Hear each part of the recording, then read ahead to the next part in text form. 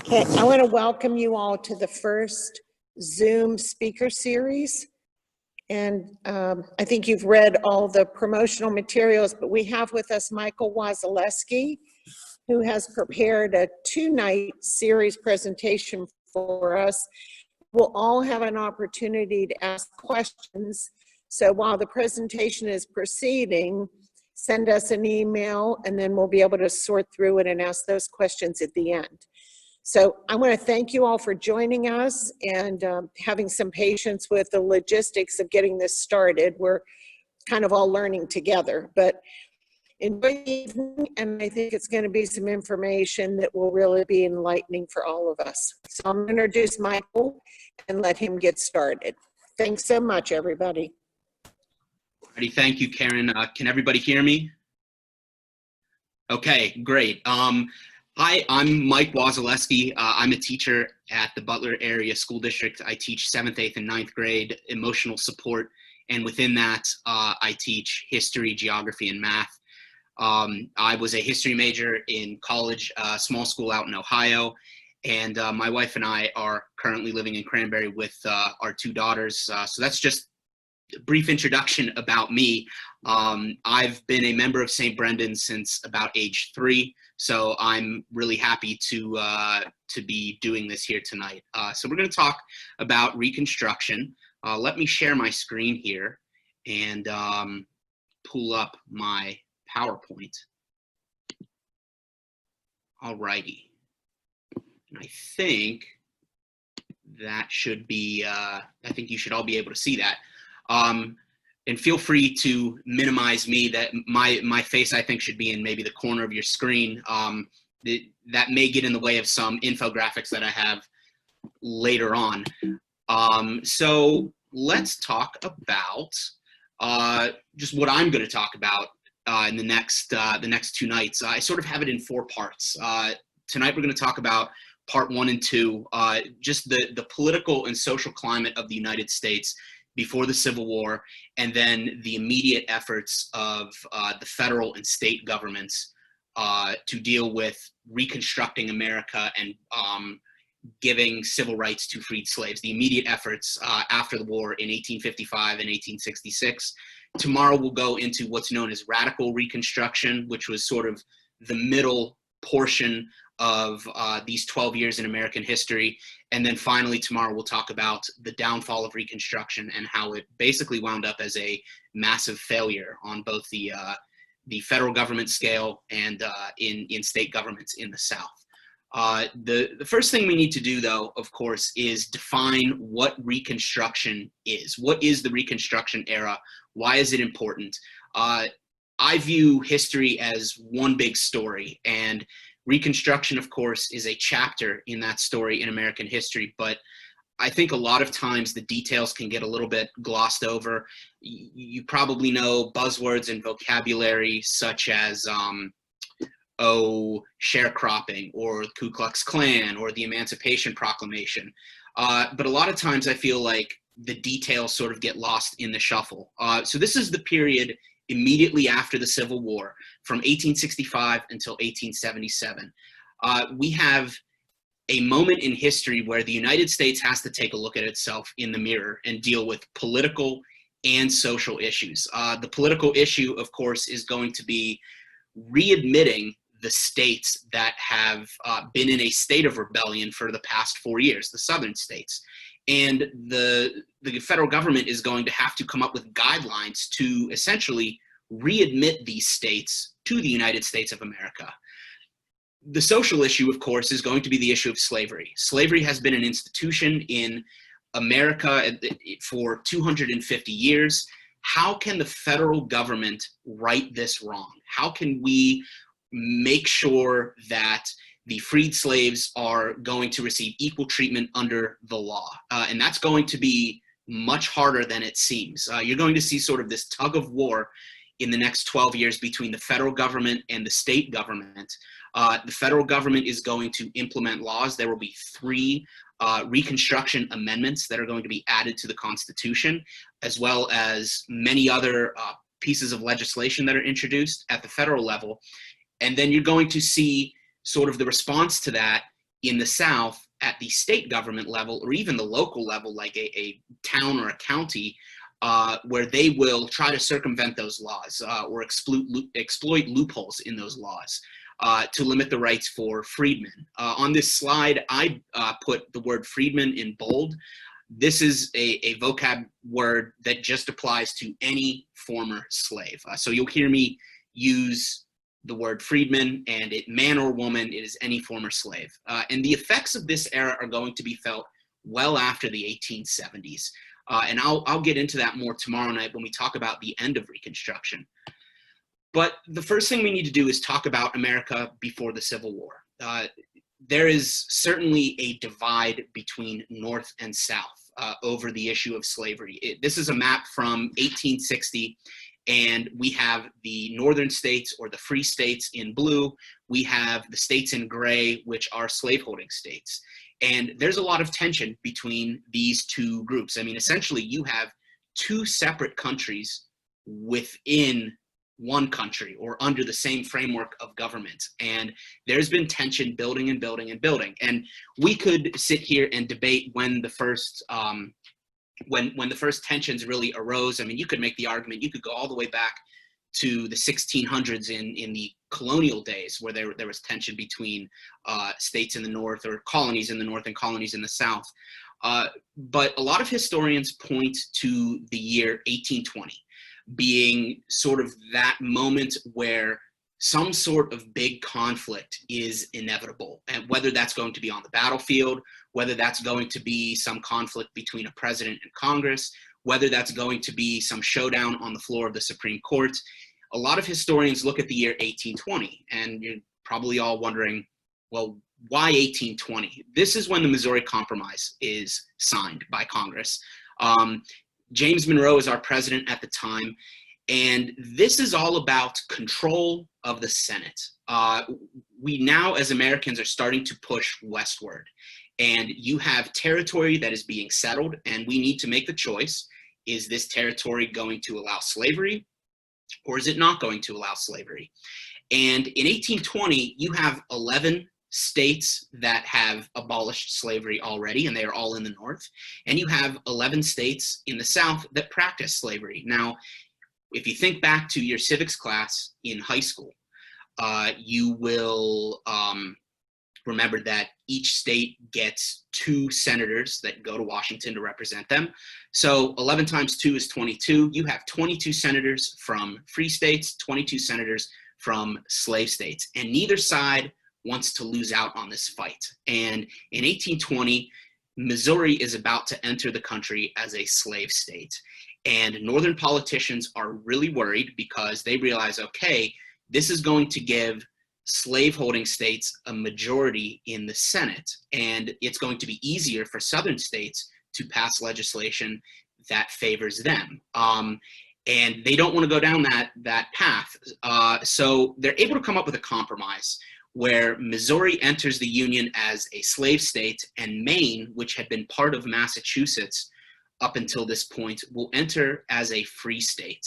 And so we now have been able to keep the balance between the senators. You now have 24 senators from free states and 24 from slave states. And also, if you look at this this enlarged map here, if you look at the line, the border, the southern border of Missouri, this is the 36-degree parallel. It's a latitude line. Anything south of this line in the future, when it enters the United States of America, when it becomes a state, will be allowed to have slavery, and anything north of the line will be considered a free state. Now, of course, you're going to have some conflict with this as we start to expand farther west. The Mexican-American War, we're going to have all this territory here where it says Spanish Mexico. What do we do with the territories out there? And this is going to lead to more and more compromises down the road. So the Missouri Compromise is one of the first pieces of legislation in the 1800s that deals with the issue of slavery. It doesn't solve anything, but it begins to address the elephant in the room. And like I said, this is going to lead to more compromises. You're going to have a series of weak presidents. You know, you have guys like John Tyler, Zachary Taylor, Millard Fillmore. I mean, none of those guys are on Mount Rushmore for good reason. And you have some weak Congresses that really don't want to deal with this issue, and they're just going to kick the can down the road for a few decades. You'll have things like the Great Compromise of the Compromise of 1850. You'll have the Kansas-Nebraska Act, and these things are just all going to build tension to the election of 1860 and the Civil War. So let's talk about the election of 1860.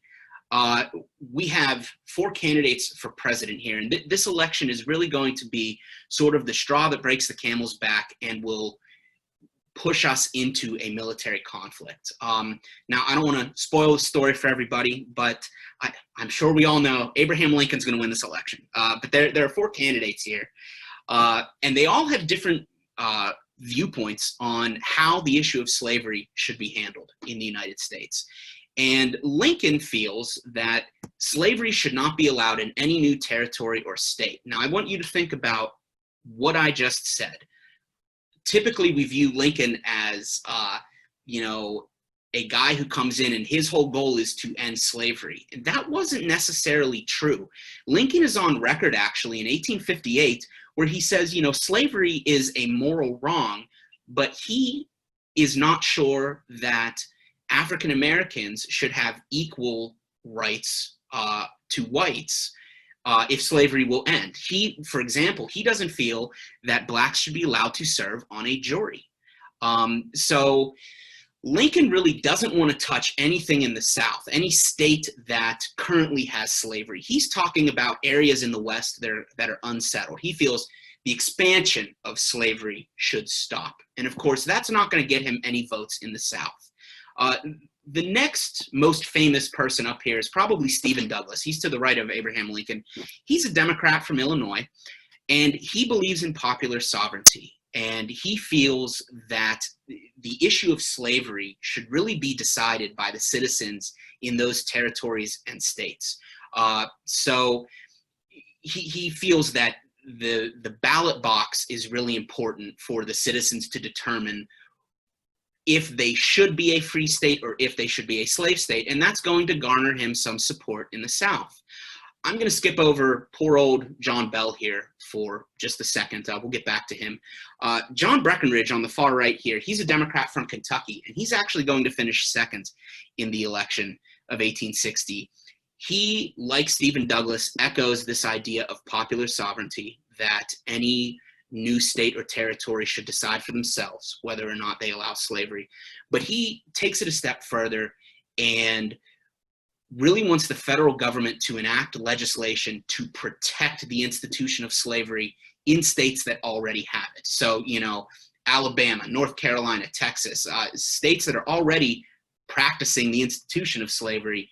He wants to protect their rights, the white slaveholders' rights. And of course, that's going to get him a lot of votes in the South.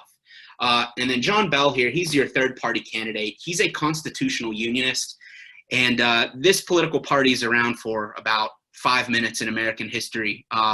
If you follow the rise and fall of political parties, the Constitutional Unionist Party is basically the scraps or the leftovers from the Whig Party, which collapsed in the early 1850s, and the Know Nothing Party, which was a nationalist, anti-immigrant party that was formed in the mid-1850s and fell apart relatively quickly. He feels that the government should essentially do what they're doing. He favors the status quo. These different compromises that Congress comes up with, like I mentioned, the Missouri Compromise, the Kansas-Nebraska Act, he feels that all of that is well and good. Let's stay on that path. And he'll actually finish third out of these candidates. And here's a map of the election results.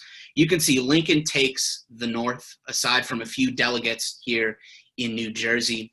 He'll also take Oregon and California, which were relatively new states at the time. Breckinridge will finish in second behind Lincoln. He takes just about all of the South. John Bell takes Kentucky, Virginia, and Tennessee, and Stephen Douglas is only able to carry Missouri and a few delegates here in New Jersey. And, there's almost this misconception that the southern states are going to the Southern states are going to secede because they feel that Lincoln will free the slaves immediately when he becomes president. And that's not really true. South Carolina will be the first state to secede and leave the Union about a month after the election of 1860. So the election's in early November. In early December, South Carolina is the first state to secede, and the other states follow at various points through the spring of 1861. But Southerners aren't necessarily worried that Lincoln's going to march the army in and free the slaves in, his first day of office. Or presidential candidates today will always talk about their first 100 days of office. They're more worried about Lincoln appointing federal judges who are abolitionists and who will eventually, over time, erode the rights of the white Southerners, the white slave owners. So they're not necessarily worried about what's going to happen in the next few months. They're worried about the long game, next 5, 10, 20 years. And they don't want to take that gamble. They don't want to gamble on that. And so they decide we're going to form our own country. And that leads us into the Civil War. Now, the Civil War is just an issue. I mean, it's a gigantic issue, but it's an issue over economics with the institution of slavery at the core. The Southern economy is almost all agrarian, and they're dependent on free labor. And they know that if slavery ends, their economy will completely collapse. And we're all smart adults here. We know that you can't turn around or fix a broken economy in a week or a month or a year. That takes a long time. And economists today will say that various portions of the South still haven't recovered from the loss in the Civil War. If you look over here at this little infographic, you can see the differences in resources between the North and the South. The North has 71% of the population in the country in 1860. My favorite statistic that I bring up with my students each year is railroad mileage. 71 out of every 100 miles of railroad in the country is located in a northern state. And that's obviously going to be able to be an advantage helping you win a war, whether you're transporting troops or ammunition or various other things to aid in the war effort. Factories, 86% of all manufacturing in America is located in a northern state, as well as 92% of all industrial workers. So there's a big discrepancy here between North and South. Most Northerners also favor a strong federal government, and Southerners really favor stronger states' rights. Really, the average Southerner in 1860, they don't really care too much what the president does in Washington. They care more about their governors in their states. If you would ask a Southerner in 1860, what he would call himself, more than likely they're going to say, I'm a Virginian, or I'm a Floridian, or I'm a South Carolinian, instead of saying I'm an American. They have a strong loyalty to their individual states. And of course, they're going to find some form of unity in defending the institution of slavery during the war. Now, the war from a Northern perspective, at the beginning in 1861, the Civil War wasn't really fought to free the slaves. Of course, there are abolitionists there. There's been an organized abolitionist movement since the early 1800s. But the average man or woman in the North at the time is going to have the rallying cry of preserve the Union. You didn't have many troops signing up to fight, and their primary reason was to free the slaves. It was to preserve the Union, or in some cases, just to get a paycheck. The end of slavery is going to be the major outcome of the war. Northerners feel that what the Southern states have done is unconstitutional, and that we have to put down this rebellion, of course, with our military. But as the war moves on, and we realize that we as the North are going to win, they start to realize, okay, if we win this war, what do we do about the issue of slavery? And that's going to start to happen in 1862, 1863 with the Emancipation Proclamation. you probably all have heard of this piece of legislation. This is probably the most famous piece of legislation that is passed maybe in the second half of the 1800s. But with any piece of legislation, there's always a backstory. So this is passed formally on January 1st, 1863. Lincoln signs it. But it has roots in the late summer and early fall of 1862. You have the war being fought on two fronts, essentially. You have the Eastern Front in the state of Virginia and some battles in Maryland and Pennsylvania, and you have the Western Front, which was Kentucky, Tennessee, Mississippi, Arkansas, and Louisiana. The Northern forces were doing great out west, but they were doing quite poorly in the East in the first half of the Civil War. Famous battles that you might know, like Fredericksburg or Bull Run. These end in complete disasters for Northern forces that were near Washington, D.C. And Lincoln is starting to get a little desperate at that moment. What he does is he essentially issues almost a stern talking to the Southern states in rebellion. And he says, hey, look, this is in September of 1862. He says, hey, look, guys, if you don't stop this rebellion, I'm going to free the slaves. And essentially, I'm going to take away the backbone of your economy. Now, the Southern states are not going to listen to him, of course, and Lincoln knows that. But the Southern states aren't going to listen to him because they have formed their own country, they feel like. They're saying, look, we don't take orders from you anymore. We take our orders from our own president, Jefferson Davis, so we don't care what you say or think. Now, that's going to give the emancipation some legs. And what Lincoln does in January of 1863, of course, long after this 100-day ultimatum has passed, he grants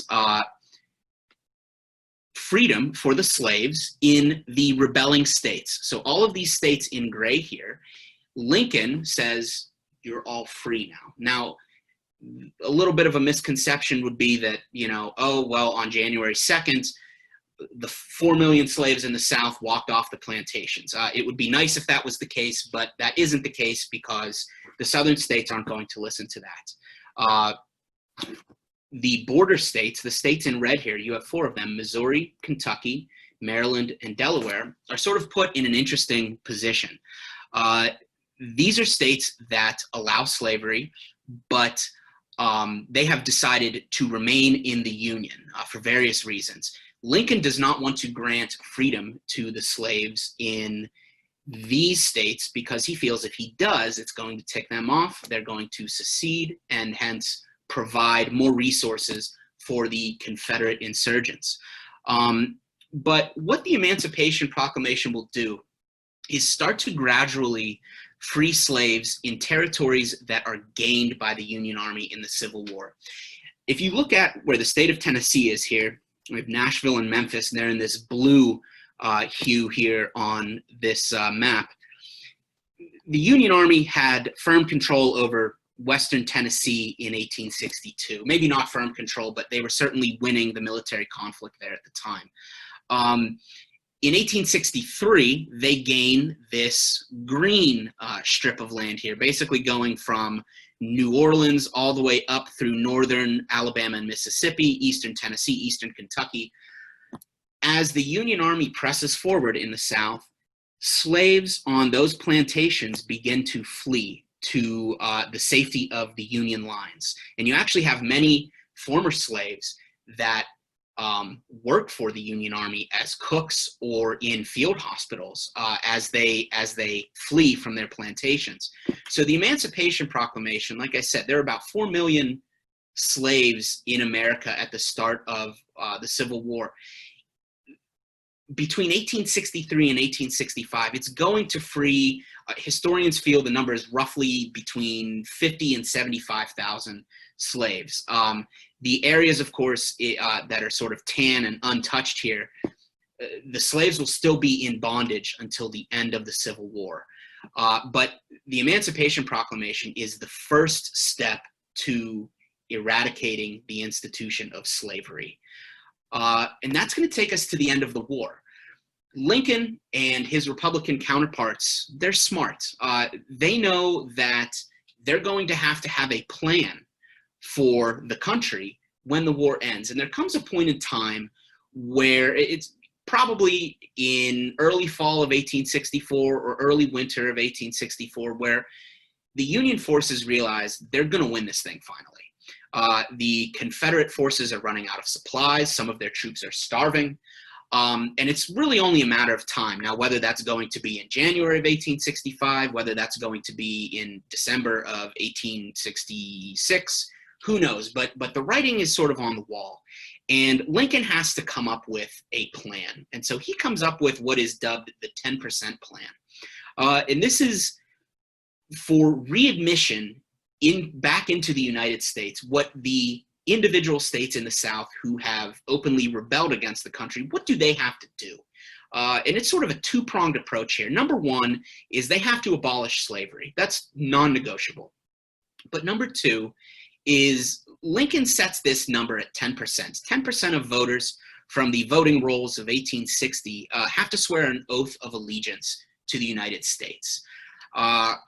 There's also the issue of private property. A lot of plantation owners had their property seized by the U.S. Army at the end of the war. Lincoln will return that property to them, aside from the slaves who will be freed. And everybody in the Confederacy is pardoned, aside from high-ranking politicians and generals. So if you were a common foot soldier in the Confederate Army, or if you were, a clerk working in a political office in the Confederate government, you would receive a pardon. But somebody like a Robert E. Lee or President Jefferson Davis probably aren't going to receive pardons. Now, with any piece of legislation, of course, in any form of government, there's always going to be some sort of pushback. And we see that immediately with the Wade-Davis bill. I should point out, this 10% plan was introduced to Congress in January of 1865, about 4 months before the war ends. The Wade-Davis bill, which is drawn up by Senator Benjamin Wade, who's a Republican from Ohio, and Representative Davis, who's a Republican from Maryland, they push back on Lincoln a little bit, and they say, look, you're being way too lenient. These states fought a war against us for 4 years. We've lost hundreds of thousands of American lives. That number 10% is way too low. The southern states need to be punished. So they set their number at 50%. 50% of voters in the South have to swear an oath of allegiance for a state to be readmitted to the Union. And of course, those states also have to abolish slavery.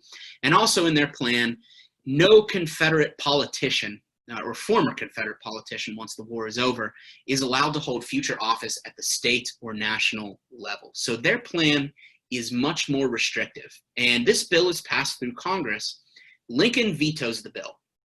And so you're set up in the early spring of 1865 for this confrontation between the president and Congress. And, they're going to have to come up with some sort of compromise between 10% and 50%. Do they settle on 25 or 30%? Who knows? That never happens because Lincoln, of course, is assassinated 5 days after the war ends, April 14th, 1865. And this is going to really turn things in an unforeseen direction. And this is going to bring to the forefront President Andrew Johnson. Johnson is a fascinating political figure, I feel.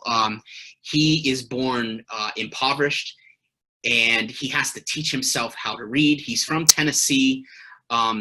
He is a Democrat, and some of you are probably scratching your head right now thinking, well, Lincoln's a Republican. Why would his running mate be a Democrat? Well, Lincoln's a smart guy, like we've said, and Lincoln realizes as the war's coming to a close, look, when this war ends, I need somebody who is aligned with the party that is dominant in the South, which at that point was the Democrats. The Democrats have a huge majority in southern states.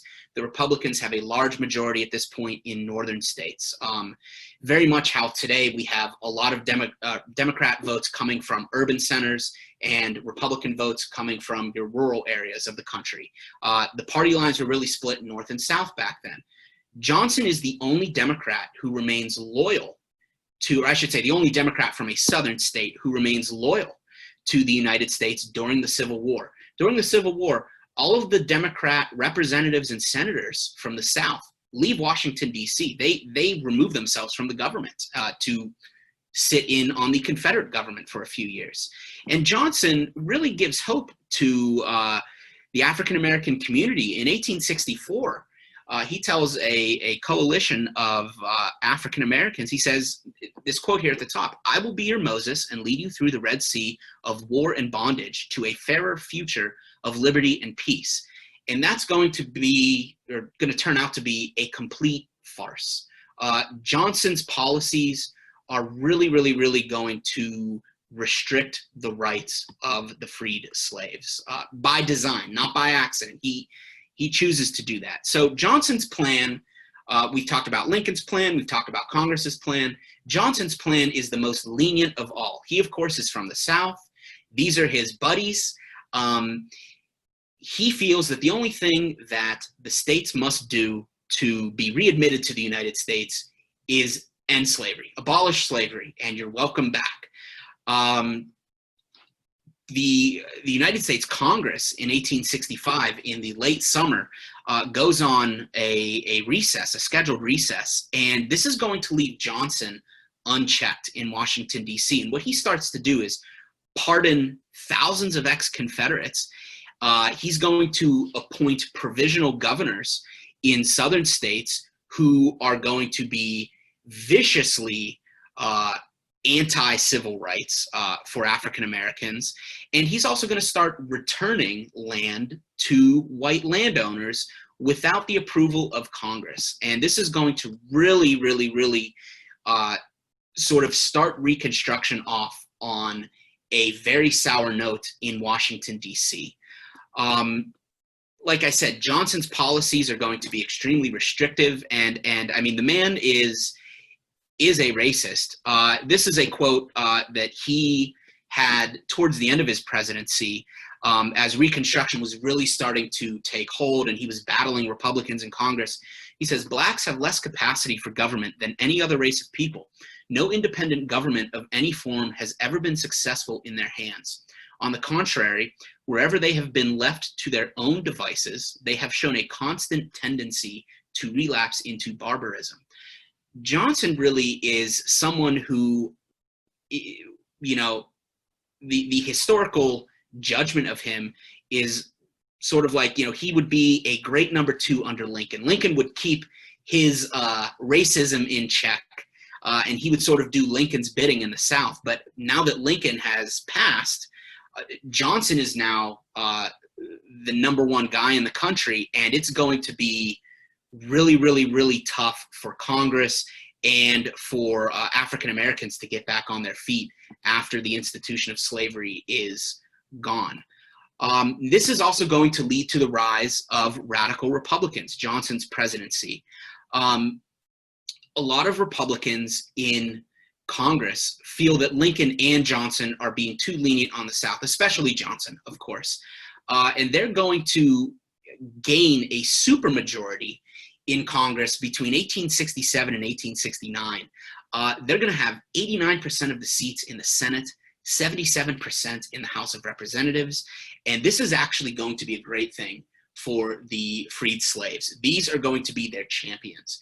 The radical Republicans are extremely pro-social justice, extremely pro-civil rights.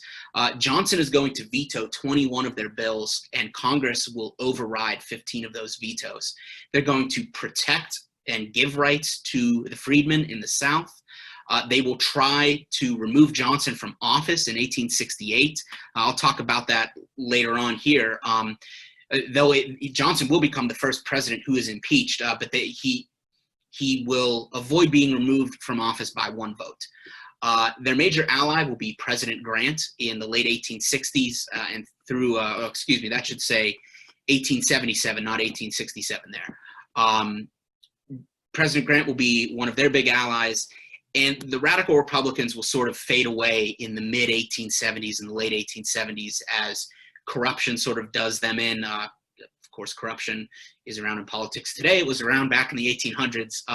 There's going to be a big recession, which I'll talk about tomorrow. And when Reconstruction ends, they're going to sort of turn their eyes towards big business. And the end of the radical Republicans sort of begins the era of the Republican Party favoring large corporations. This is going to bring us to the Freedmen's Bureau. This was established before the Civil War ended, actually, in January of 1865. Much like Lincoln's 10% plan, the Republicans know they have to have something ready to go for the former slaves when the war ends. You're going to have roughly 4 million people who are now free. How can the government help them? And this is going to be one of the first big social programs that the federal government takes on. They're going to be led, or this bureau will be led by General Oliver Uh-Oh Howard. He has one of my favorite historical names. The nickname is Uh-Oh, because his military record on the battlefield was a little less than stellar. His troops had the sort of the tendency to be undisciplined, and when other Northern troops saw Howard lead his men into battle, they always said, uh-oh, because the battle was about to turn poorly for the Northern forces. But he's going to be the perfect guy to lead up the Freedmen's Bureau, which is going to be run by the military. He is a staunch abolitionist. He's very organized, and even though he's not a great soldier on the battlefield, he's going to prove to be a great leader for the Freedmen's Bureau. So what is the Freedmen's Bureau? Well, first we have to talk about what are the options for a former slave. You know, in the spring of 1865, they're not a slave anymore. But the issue is going to be they don't have the resources to go somewhere else. Many of the former slaves don't want to stay in the South, of course, because they know it's hostile territory.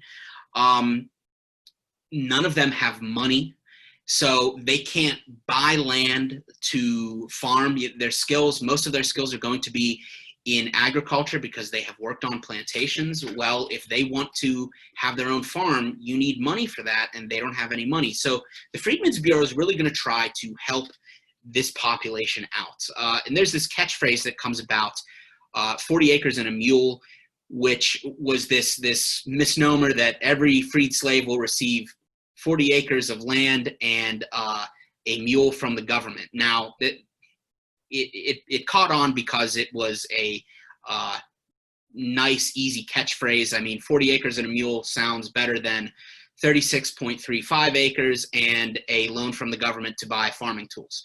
I mean, that's not really a good catchphrase. But the Freedmen's Bureau is going to be able to provide former slaves with tracts of land in the South. They're able to give them very small loans.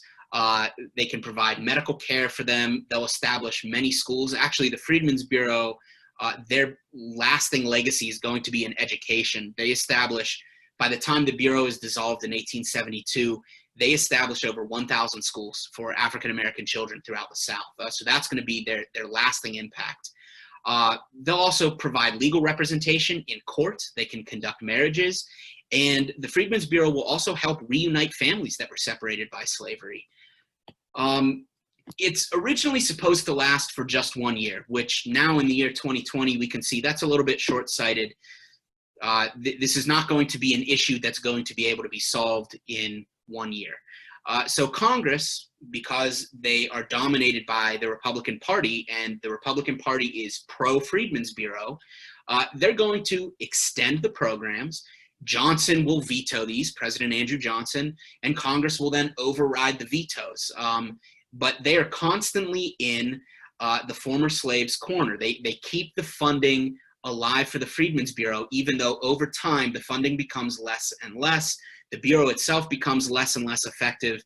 Land will be returned to the former white landowners under Andrew Johnson. This is going to lead to the rise of sharecropping. And there's going to be a lot of tension over the fact that the Freedmen's Bureau is around in southern states. a lot of areas, like especially Louisiana and Arkansas. I know in Arkansas, in southern Arkansas, at one point, I believe it was the summer of 1866, there are over 100 African Americans in the state that are killed just because they are receiving benefits from the federal government.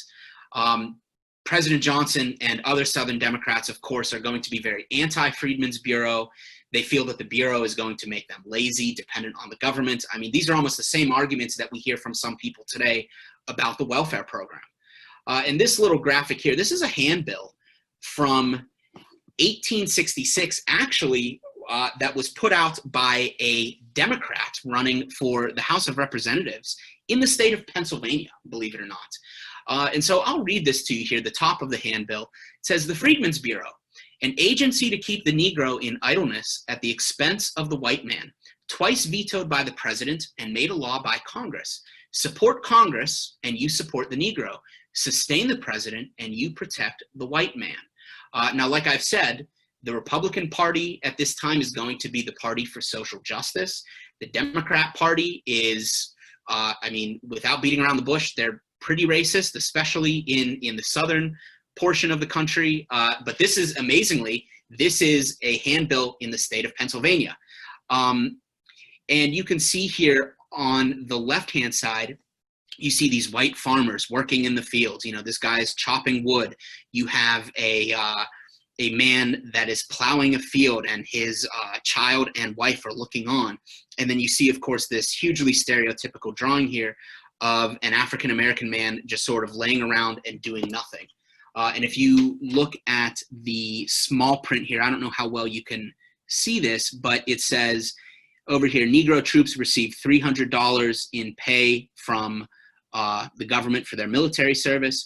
White veterans only receive $100 for their pension. Now, of course, as the war ends and the slaves are freed, well, African Americans, of course, some of them are going to join the military. So an active person in the military, I don't know how accurate the number 300 is back in the year 1866, but they're claiming that these troops are receiving $300, where white veterans receive a pension of $100. And you can really see that they feel that government resources are being taken from the white man and given to African Americans. And so this is just, to me, it's astounding that this handbill was even put out in the state of Pennsylvania. When I was putting images into this, I found this one. I mean, this is a famous one. I've seen this before, and I was searching for it, and I've never really looked at the fine print. And then, you know, if you had asked me, where was this published, I would have said, oh, you know, Mississippi probably, or Louisiana. No, it's in our own state of Pennsylvania, which is, you know, amazing to me. So let's talk about now the first amendment that will be passed by the federal government and by the states. This is the first of the 3 Reconstruction amendments. Now, like Lincoln's 10% plan, like the Freedmen's Bureau, the 13th Amendment will be passed by Congress in January of 1865. This is a very busy month for the federal government, of course. The war is not over yet, but because you have Northern Republicans in power in Congress, before the war ends, this is a very easy thing for them to pass. And the ex-Confederate states are going to have to ratify this amendment, and later the 14th Amendment, if they want to be readmitted into the United States. And of course, any constitutional amendment, for it to be on the books, for it to be put into the Constitution, 2/3 of all the states have to ratify it. And we get our 2/3 majority in December of 1865. There are certain states like Kentucky and Mississippi, Texas, and Florida in the South that will not ratify this until a later date in the late 1860s. But we get our 2/3 majority by December of 1865. And this is going to solve the issue of slavery. Slavery has now been officially abolished, even though the slaves have been freed for about 6 months at this point. But like we said, this leaves slaves, or former slaves, excuse me, in a difficult position. The Southern governments, like I mentioned at the beginning, are going to be very, very quick to react at the state level. So they know that they have to sign this to be readmitted into the country. But they do so, of course, under protest, and they're going to pass what are called the Black Codes. And this is sort of a bridge between slave codes, which were around in the era of slavery, and Jim Crow laws, which will be established after Reconstruction ends in the late 1870s. Most of these laws are going to be written between 1865 and 1866 at the state level. Some of them will be written even at the local level, which we'll look at here in a few slides. Let's talk about the slave codes first. These were unwritten rules. None of these were really on the books in southern states, but every plantation had their own set of rules, and they were all pretty much the same. Every plantation basically had these 4 rules.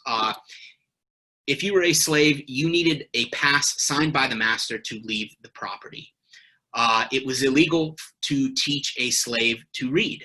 And the slaves were allowed 1 weekly gathering many times on the property of the plantation. Usually this was for church. And typically they would limit these gatherings to about 20 or 25 people. And slaves, of course, were not allowed to own property. And when I say property, I don't mean just land.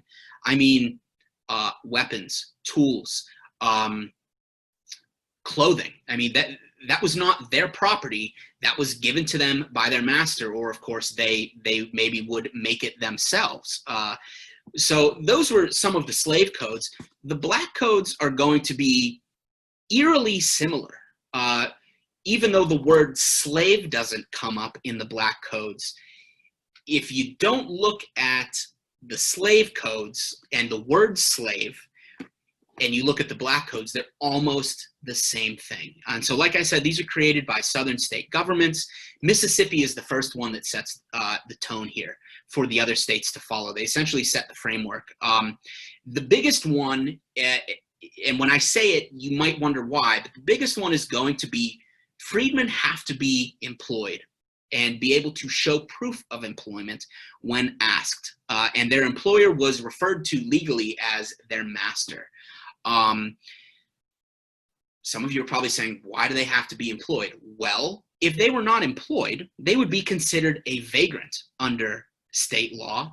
And if you were considered a vagrant, you would be thrown in jail. And usually after a few days in jail, they would send you to work. They would farm out your labor to white people in the South. And this really starts the beginning of the chain gang. We've seen images of black men in the South on these chain gangs working in fields or working on the side of the road. Well, this starts with the black codes.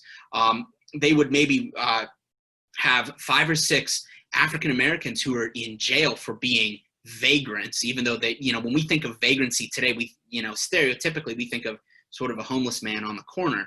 But if they weren't able to show proof of employment to a person in authority, a white man in authority, they would be arrested and thrown in jail. And when they would have a group of them, they would, maybe not all the time, but they would chain them up and send them out to work on a white farmer's field to harvest cotton, or something like that. So that was the big one under the black codes. African Americans were not allowed to buy weapons or liquor. They were not allowed to hunt or fish. Like I mentioned, a lot of times the punishment would be free labor to white families, and corporal punishment by their master or their employer was legal. So their master is still allowed to beat them or whip them. Like I said, essentially the black codes are almost the same thing, except they removed the word slave from them. And this is really, really, really going to irritate the Republicans at the federal level. Of course, the Republicans have nowhere near any majority in the South to fight these black codes, to push back against them. But there's going to be reaction at the federal level. These are just some examples of black codes in various states in the South. In Louisiana, one town makes it completely illegal for any African American to enter the town limits. I don't know how they enforced that, but that was on the books in Louisiana. Florida considered a person of color, somebody being at least 1/8 African American. Vagrancy laws are going to be punished in Florida at 1 year of free labor. A lot of times what would happen is they would have, what would happen to a man and a woman who had a child, a black family, if the man was thrown in jail for vagrancy, they would deem the mother unfit to parent her child. And so they might even take the child away, and essentially the child would become a servant for a white family. There are many instances of that happening in the South. In Texas, I mean, it was complete restriction there. Blacks were not allowed to serve in militias, own weapons.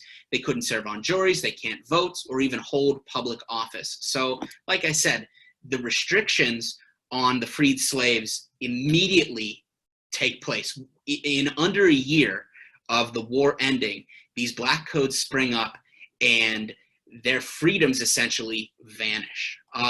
So what can a freedman do under the black codes? Well, they were allowed to do a few things. They could marry. They were allowed to own property, but that was made very difficult for them. If they wanted to open a business, what they would have to do is buy a license first. And usually it was around $100 to buy this license. Now, $100 for anybody, no matter the color of your skin, in the 1860s is a ton of money. But if a white man wanted to open a store in a town, they're not going to have to buy this license. But if a black man had or wanted to, they had to buy the license. And that's going to obviously restrict them from opening any business. They're allowed to sue or be sued in the courts. They're allowed to testify in court, but they were not allowed to serve on juries. Now, you might think, okay, well, that's good that they're allowed to have some sort of voice in the judicial system. Well, in the South, of course, because of the color of your skin, good luck winning any sort of case. So they're allowed to do things, but there are stipulations against that. And this, of course, is going to lead to the rise of sharecropping because African Americans have to be employed. They can't not have a job. The Southern economy, of course, after the Civil War is in absolute ruins. It's in shambles. Johnson is going to return land to the white property owners. There are actually instances in coastal Carolina and coastal Georgia where you had the Freedmen's Bureau step in right at the end of the war in April and May of 1865 and give land to black families in coastal South Carolina and coastal Georgia. And they begin farming this land. And then by the end of the summer, President Johnson has returned that land to the original landowner. And there are actual instances of these white families coming back to their property that they had fled at the end of the war and kicking the African Americans off their property. And it's just startling to think about that. But many times what would happen is they would offer some form of employment to these African Americans because A, the white landowners need labor in the fields, and B, the former slaves need to have a job or be thrown in jail. So you have this situation now in the South where, yes, slavery is illegal, but sharecropping, just like the black codes, it's going to be eerily similar to slavery. So let's talk about sharecropping. A lot of these contracts are going to be negotiated by the Freedmen's Bureau. If you're a sharecropper, you had a contract with the white landowner. Now, when I say negotiate, I don't mean that the Freedmen's Bureau acted as sort of your agent. The Freedmen's Bureau sort of set some bare minimum standards for the African Americans, which, thank goodness, at least they set some form of they set some minimum guideline, because I can't imagine what would have happened if they didn't step in. But a farmer would receive some form of acreage on the plantation. Essentially, you would have a giant plantation that is going to be split up among maybe 10 or 15 or 20 families that are going to farm that land. The landowner would give them basic supplies or give them some monetary stipend to buy supplies at a store, whether that's a plow, whether that's a horse or a mule or whatever. They were allowed to keep profits from the crops. Usually it was 1/3. This is one of the standards that the Freedmen's Bureau sets. So any year, if you're harvesting cotton and, I'm just gonna make up a number here. If you make $100 worth of cotton, well, 66 of those dollars go to the white landowner and you keep 33. But the important thing to keep in mind here is having a line of credit at a local store. A lot of these stores in your local town would set the interest rate for African Americans at 15% and for whites at 5%.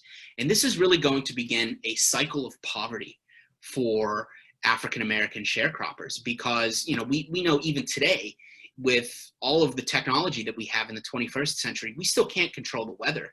You can have a year of too much rain, you can have a year of too little rain. That, of course, affects the profit that you make. And if you have a bad year or two of farming, you have to buy things increasingly on credit, and you're in debt more and more and more. And this is going to last for many sharecroppers.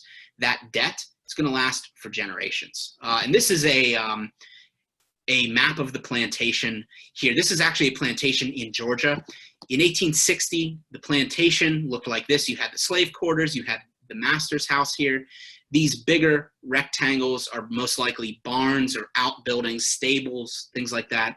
And the gin house means the cotton gin, so where they would refine the cotton before it was shipped, most likely shipped up north to a factory to turn that raw good into a consumable good. So that's the plantation in 1860. In 1881, it is full of sharecroppers. You have over here, the landlord's house, it's in the same spot as the master's house. And you have roughly about 20 families that look like they are farming the land here. And you have a school and a church off on one end of the property. But these families, more than likely, are going to be here for a very, very, very long time, because they were indebted monetarily to the white landowner. And remember, they had to have a job or be considered a vagrant and thrown in jail. And the institution of sharecropping is going to last into the 1950s. These are just some statistics that I pulled. You had about 80% of black farmers in Mississippi in the year 1900 who were practicing sharecropping. 1/3 of farmers in Tennessee, black and white. There were white sharecroppers too. The majority will be African American, but there were white sharecroppers as well.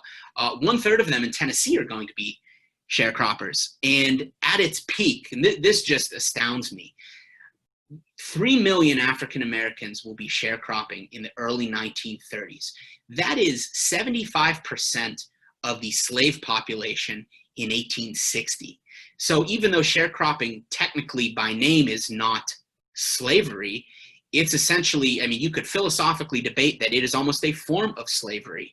And you still have 3 million African Americans who are forced into sharecropping in the 1930s. We're talking 50 some years after the war ends. And like I said, sharecropping in many families will last for generations. This is going to take us to the congressional election of 1866 and sort of the end of my presentation for tonight. Obviously, we've only been able to talk about 2 years of Reconstruction tonight, and we still have basically 10 more years to go tomorrow, but so much of it happens right at the beginning. The congressional election of 1866 is a landslide victory for the Republicans. Only Kentucky, Delaware, and California are going to have a majority delegation of Democrats at this point. Southern Democrats from southern states are actually arrested and not allowed to be seated when they're on their way to Capitol Hill, because those states have still not completed their rehabilitation, essentially. And they're not allowed to be seated in Congress. They're not allowed to have any sort of voice. And the Republicans are now going to have this supermajority, and it's going to allow them to dictate terms for these former Confederate states being readmitted into the Union. And this is a map of the 40th Congress elections in 1866. Of course, the election will be in the fall of 1866. They will be seated in March of 1866. But you can see the red here being Republican, the blue being Democrat. Obviously, there's no southern state here. Some of you are probably wondering, well, why is Tennessee here? Well, Tennessee, the Republicans sort of struck a deal with Andrew Johnson. Johnson is from the state of Tennessee, and they want to keep Andrew Johnson happy. So they say, look, we'll let your home state have some representation here, but any of the other southern states, too bad.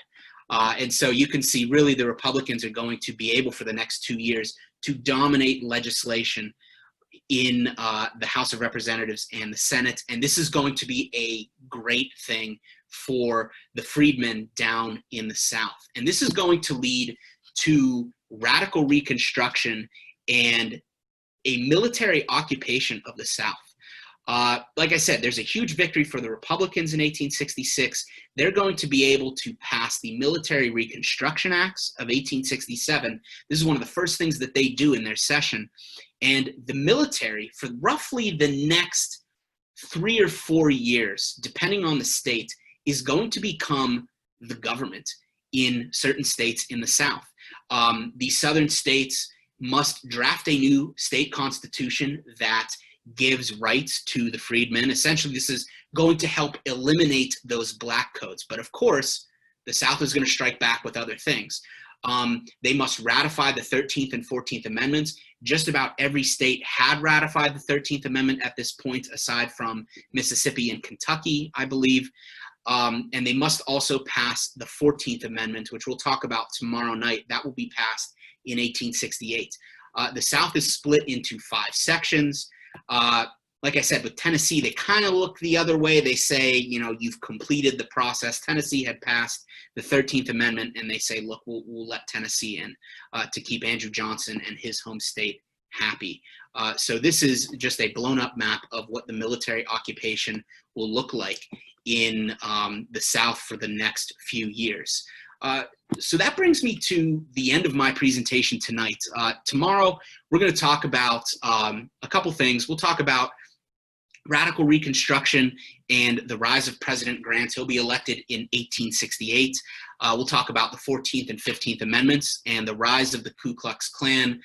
The Klan has their roots around the year of 1865, the summer of 1865, but they really start to become more organized and begin to wreak the havoc that we know that they do in the late 1860s. We'll talk about the Colfax Massacre, which is going to be the bloodiest instance, the biggest loss of human life in one day during Reconstruction. And we'll talk about the end of Reconstruction, which happens due to the election of 1876. So that is my presentation. I would love to start taking questions.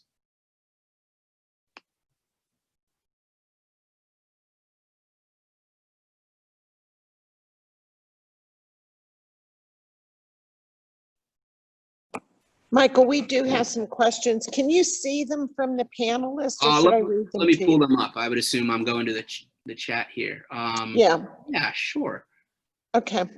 Okay, so Karen, you asked the border states. The border states were the states that were, they were slaveholding states that did not choose to secede from the South. And these were states that bordered free states. So you had Missouri, Kentucky, Maryland, and Delaware. And actually you had, in the Civil War, troops that fought for those states on both sides. For example, at Gettysburg, there are monuments for soldiers from Maryland who fought for the South and who fought for the North. They have 2 monuments there, where typically the states give their veterans 1 monument there. Like Pennsylvania has a monument to all the Pennsylvanians who fought at Gettysburg.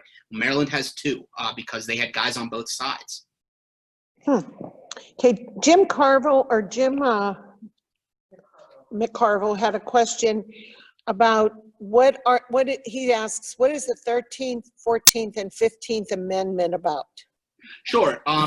Just a short history lesson. Oh, no, that's fine. The 13th Amendment is the one that is the most concise. It abolishes slavery. The 14th and 15th Amendment, which I'll talk about tomorrow, are going to deal with granting African American citizenship. And then the 15th Amendment essentially clarifies the 14th Amendment, and it's going to say you can't deny someone the right to vote if they're a citizen. You can't deny them the right to vote if they're a citizen, and based on the color of their skin. So they're going to be based upon citizenship and voting rights, and we'll talk a lot about those tomorrow. That's a good question. Okay.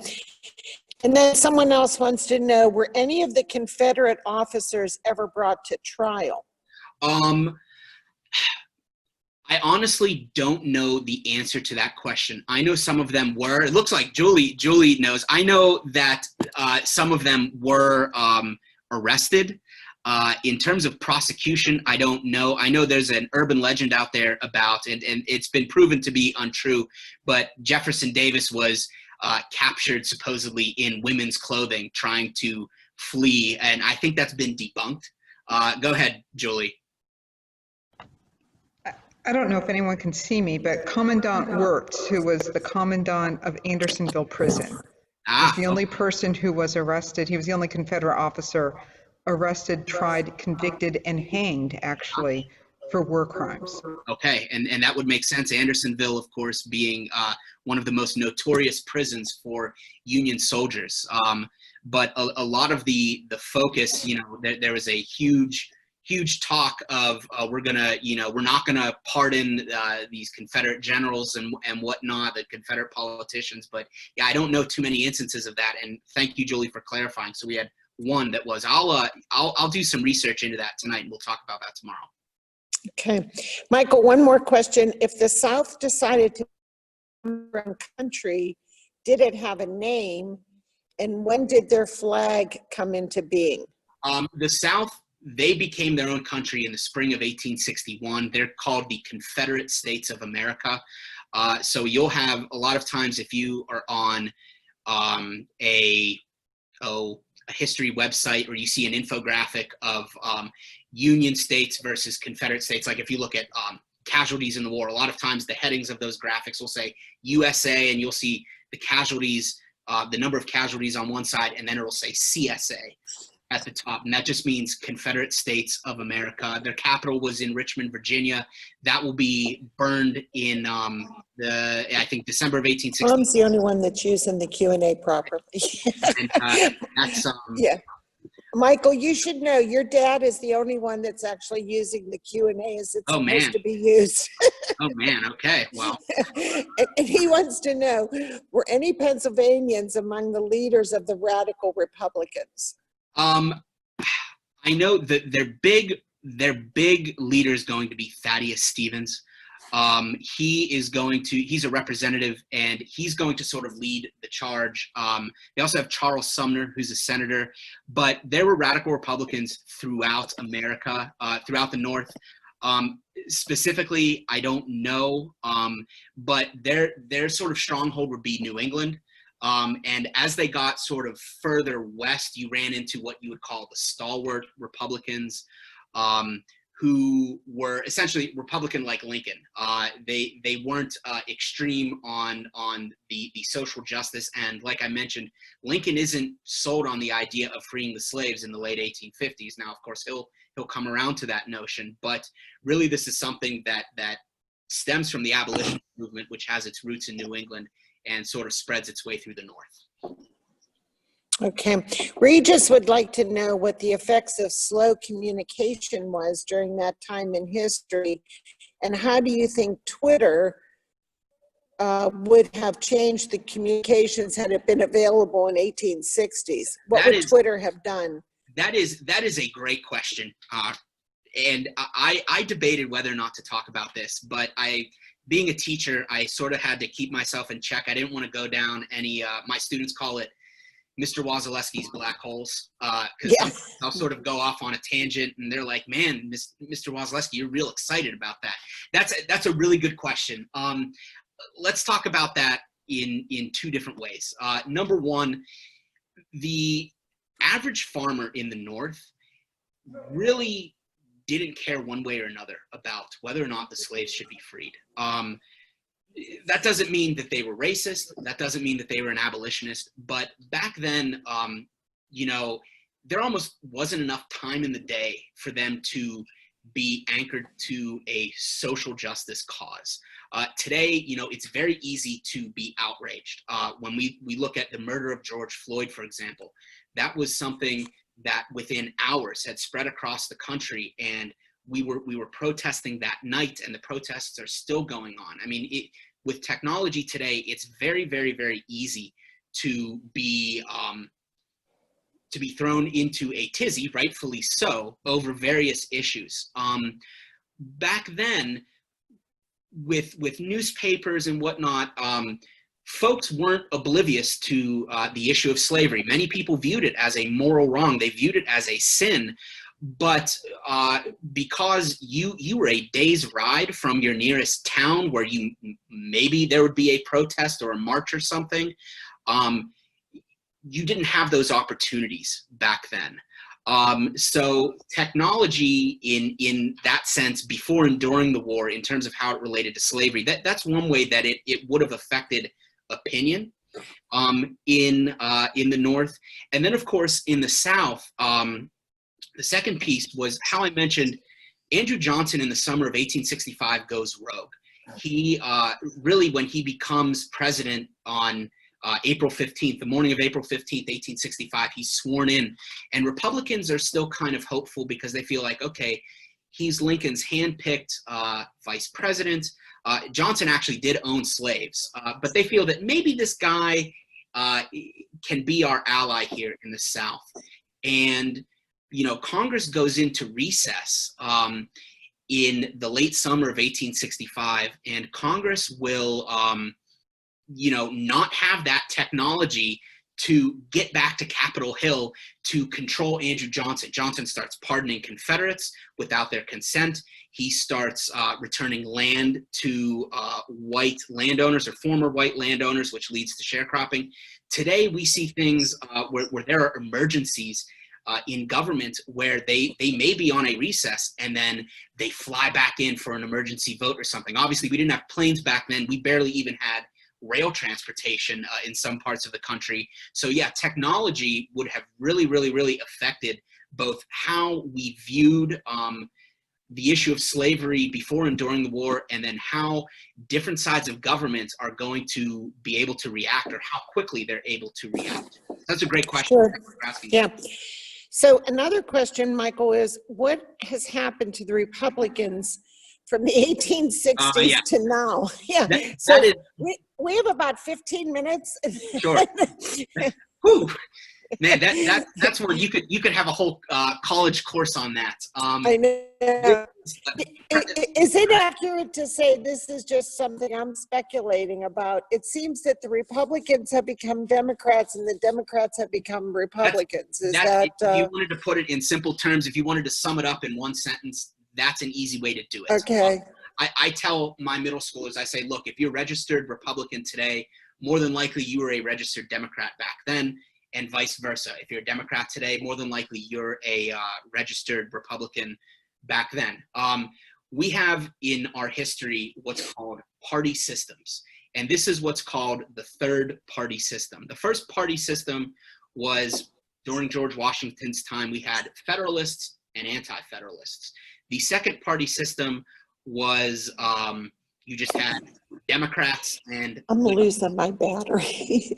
and I have 20. You then have the third party system, which it runs from roughly 1860 to about the year 1900. And I'm going to talk a little bit tomorrow about this. What's going to happen is a lot of the Republicans are champions for social justice after the Civil War. It's sort of their cause, and like we've seen with the radical Republicans, these guys are really fighting for equal rights throughout the South for the former slaves. But what you start to see is, I don't want to spoil what I'm going to talk about tomorrow, but there's going to be a big economic panic in 1873 and 1874. And the Republicans sort of have to shift gears. It's like they're trying to put out this fire of political opposition to Reconstruction in the South. And then they have to shift gears and sort of turn away from putting that fire out and put out a fire dealing with the economy. That plus the boom in industry that we start to see in the 1870s is really going to shift the Republicans, who for 10 or 15 years were all about social justice, and they're going to slowly, through the second half of the 1800s, move towards the party of big business. And then really basically between 1900 and 1930, where you have the Great Depression, that's where things start to almost sort of cross over. And a lot of political scientists right now would say we are in the sixth party system of how the parties align on various issues. So this is what we would call the third party system. That's a great question. And I wondered if that was going to be brought up tonight, because typically, you know, today, if you would say, you know, the Republican Party of 2020 passed some massive legislation that was pro, you know, social justice, whatever you want to pick, we would sort of scratch our heads and say, like, is that accurate? I don't think that's, you mean the Democrats, right? But back then, it was sort of flip-flopped. Okay, so we have two last questions that we're going to ask, and then we're probably going to wrap it up for tonight. Let me just get to them so I can make sure I'm accurate. Roger Bataille wants to know, whatever happened to Jefferson Davis? Is it true he tried to hide his identity and flee the country? And then the last question is, sharecropper debt was passed down through generations, and when did it end? The first question, Jefferson Davis is going to live, I believe, into the maybe late 1870s, early 1880s. He's from Alabama. I would assume he lived out the rest of his life there. I know there's a big statue to him, I think in Tennessee. But that myth about the women's clothing, I think that has been debunked. I've heard that, where he was trying to escape via a carriage dressed as a woman. And I believe that was sort of started to discredit him. That was a rumor that was started in the North. I'll look into that, Roger. I think that has been, like I said, disproven, but I have heard that. I'll look into that, and I will have an answer for you tomorrow about Jeff Davis. And Karen, what was the final question? When did, wait a minute, when did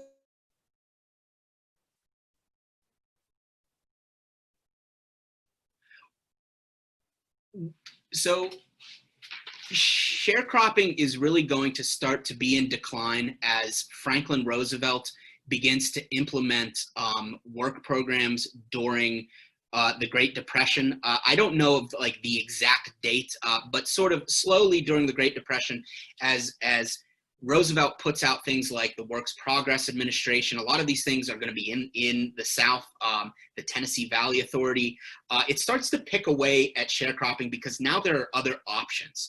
But in terms of how a family would pay off generations of debt, I would assume that that's going to be settled in a court of law. I will look into that. I don't know exactly when the system of sharecropping completely disappears. I know it would be state by state. There was no sort of federal intervention here. There's no constitutional amendment passed due to it.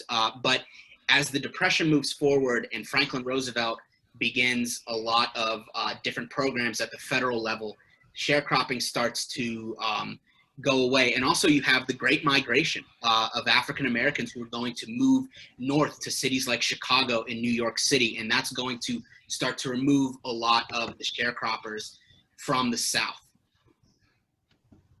Good deal. So we have one other question, which actually I'm going to save for tomorrow because it's a very good kind of wrap-up question to this series. So, can I make an announcement? Can I make an announcement? Yeah, go ahead. Okay. Hi, this is Julie. Ginny Valponi and I have been organizing some facilitated discussions around the questions of race. And next Thursday at 4:30, if anyone is interested in joining us, after you have some time to mull over these things, if you wanted to talk about Reconstruction and the impact of Reconstruction on American race relations, we would love to have you next Thursday at 4:30. And FYI, I will send out another link so that you know how to get into tomorrow's follow-up. Isn't it all in one link? I had to do a new link because of the registration snafu. All right. Okay. Well, I really want to thank everybody who was here. I was so nervous about this, and I had really no idea how many people would show up, but there are 57 of you that are on board, and I could not be more delighted. So thank you all. Michael, thank you. I'm not sure if you're still there. I'm seeing Julie. I'm here. But she's actually sitting across from me, so But anyways, thank you all. And Michael, thank you. Honestly, Thank you. this has just been just really terrific. It's really so much better than I expected, to tell you the truth. Thank you. It's really great. So I'll see you all tomorrow night. We'll be back. Okay. Thanks, everybody. Bye-bye.